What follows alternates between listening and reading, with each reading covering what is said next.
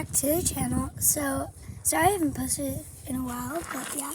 So in today's video, I'm going to be showing you how to play tetherball. Most people don't play tetherball, but you can learn in this video.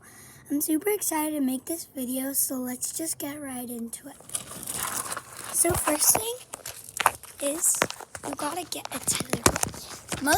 Some people play it at school, and some people have one of their own that they practice at home. I do both because I have one at home and I have one at school.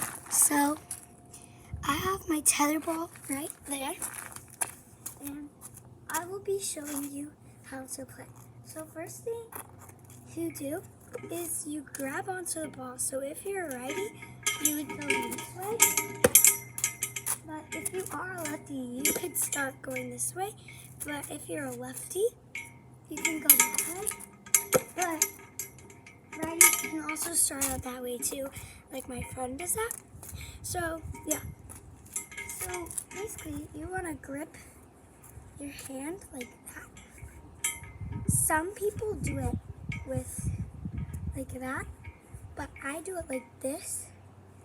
And then because it's easier to throw, some is fun because then it has more power than the other fingers.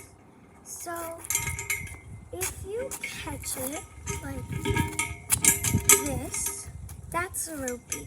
So ropies are when you catch it by the rope, but usually sometimes people play ropies where they can throw by rope and catch by rope, but some people also play no ropies where you have to throw it and catch it without catching it or throwing it by the rope. So if some people are playing ropies, this is kind of what it would look like. So you grab your hand onto the rope and you throw it, and then you catch it by the rope as well.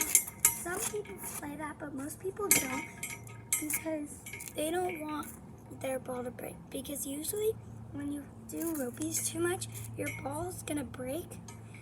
So yeah, here are some tips when you are playing tetherball.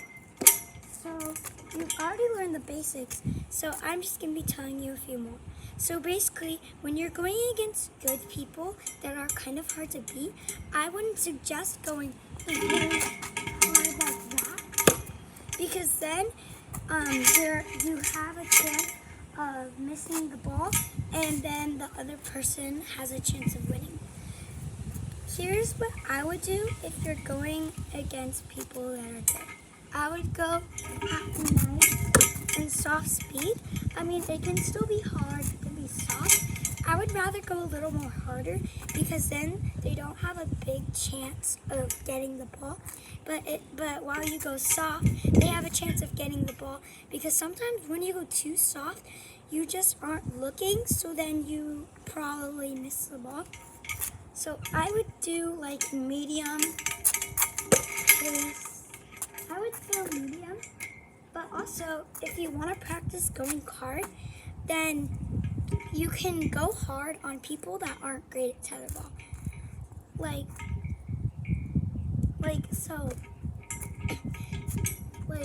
if you're going against like a person that you know you can beat, even if they start with the ball,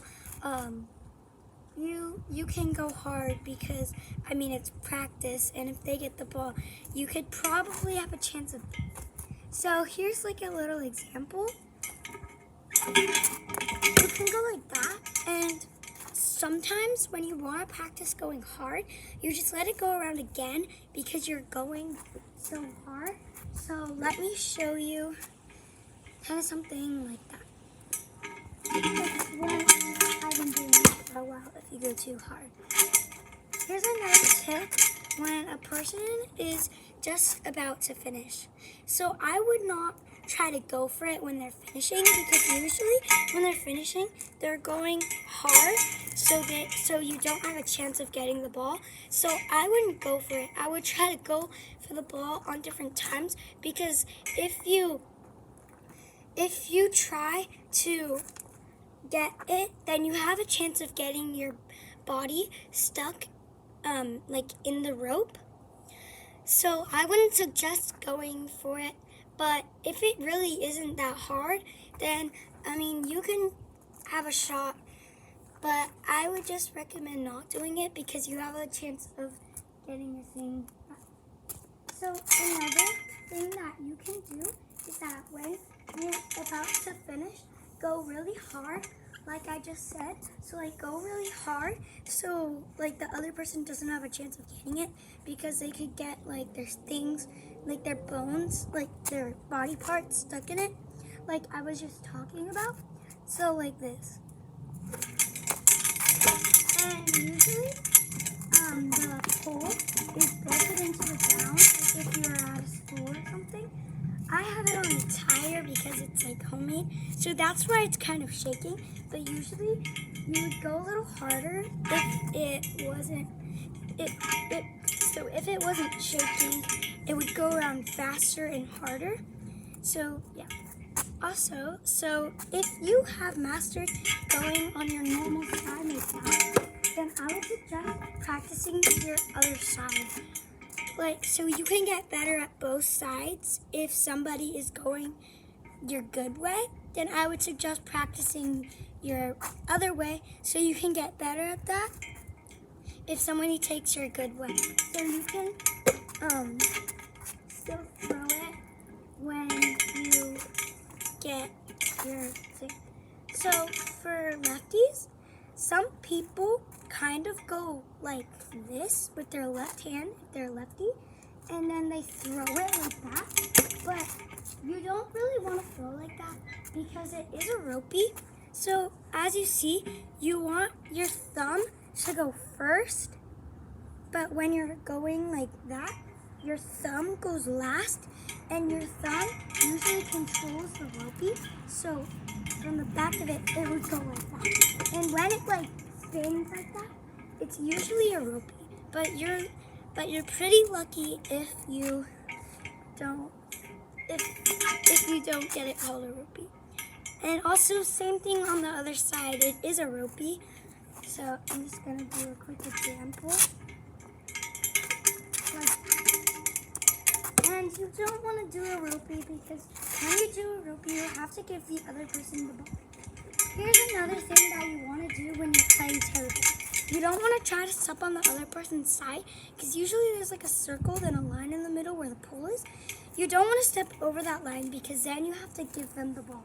And usually when people are good and you give them the ball like that, then they have a good shot of winning. Also,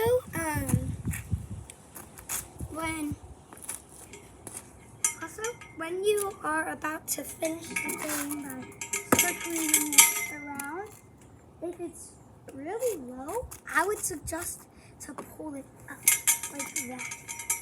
So then the other person has a shot of not getting it, and you have a shot at winning when it's higher. Because when it's lower, the other person will easily be able to get it if it's so low like that. I mean, sometimes when you're going so hard and it's low, the person you are playing probably won't get it because, I mean, you're going hard and it's low at the same time. But yeah, that's really all I have for today's video. I'll do more tetherball videos if this video gets to like 50 likes or something near that. And yeah, I hope you have a good day, and I'll see you guys tomorrow. Bye!